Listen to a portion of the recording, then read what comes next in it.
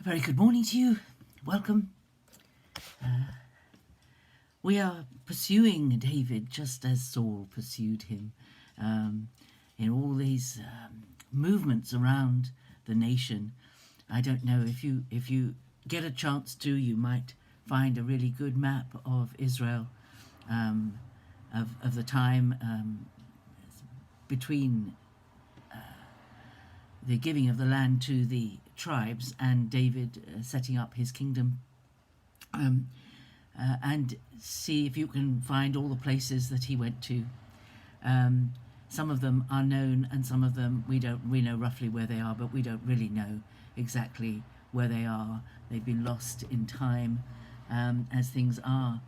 But we're looking at chapter 23, and if you look at Saul is chasing him again, and verse 9 says, David knew Saul was plotting evil against him, and he said to Abiathar the priest, bring the ephod here. Then said David, O Lord, the God of Israel, thy servant has surely heard that Saul seeks to come to Keilah to destroy the city on my account. Will the men of Keilah surrender me into his hand? Will Saul come down as your servant has heard? And the Lord said, he will come down. And David asked again, will the men of Keilah surrender me and my men to the hand of Saul? And the Lord said, they will surrender you. Then David and his men, who were about 600, arose and departed from Keilah, and they went wherever they could. Now it says in chapter 22, verse 2, that there were 400 men with him. By the time we get to this chapter, there are now 600 men who have gathered to David.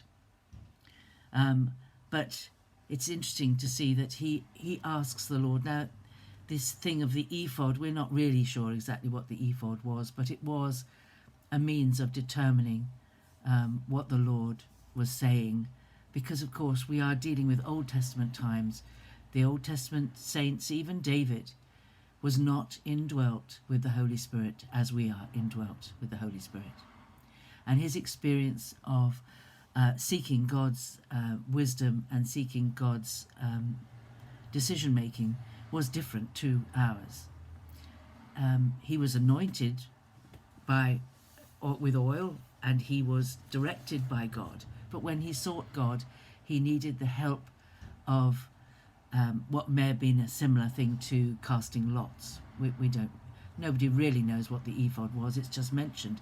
They don't describe how they used it or exactly what it was, and I'm not going to speculate because lots of people have speculated, and actually there is very little to base it on, because when they talk about casting lots, they don't talk about the ephod. So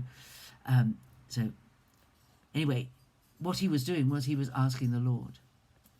And we are so much more blessed than David was. This is just so amazing to me, that we have within us, those of us who love Jesus and follow him, we have living within us the Holy Spirit of God. And he is the one who can direct us quite clearly in a way that David did not ever experience. And we take it for granted. But it is the most amazing thing to know that wherever you go, at any moment in the day or night, you can be seeking the Lord for what the next thing is to do, and what you should do, how you should do it.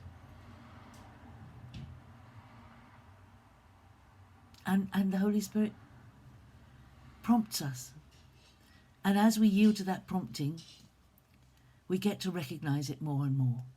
Jesus said, my sheep hear my voice. My sheep, I know them by name. I call them by name. That's in John 10.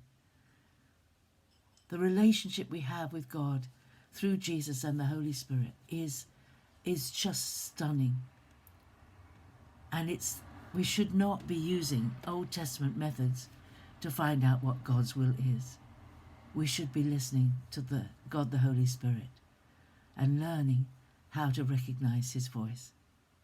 That's my thought. But it's interesting that David, in this one chapter, had the experience of the Lord saying to him, you will be successful, go and do this and you will win. And then the next time he seeks the Lord tells him his enemies are going to come against him. And he listens to that voice and he flees. And he is safe. And all the men with him are safe because he heeds the voice. He doesn't assume that when God has spoken one way to him, he will always speak success to him. This was a warning that he would be betrayed by the very people, the men and women of Keilah, whom he had just saved and rescued from the Philistines, that they would hand him over to Saul. That's astonishing to me, that people who have been rescued, saved from the enemy by a great man, would actually betray him at the next turn. But that was it. So, that's my thought for the day, is that on the one hand, we have to be careful that our trust is always in God, because he's the only one who never has a hidden agenda.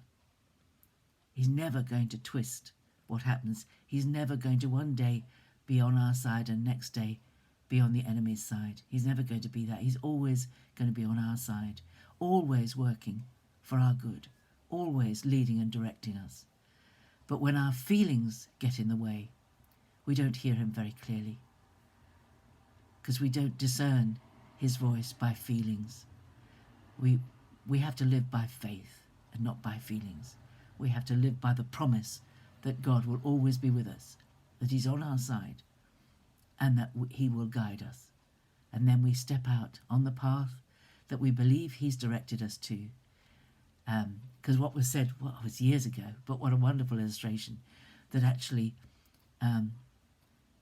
the rudder on a boat cannot direct the boat if the boat is stationary.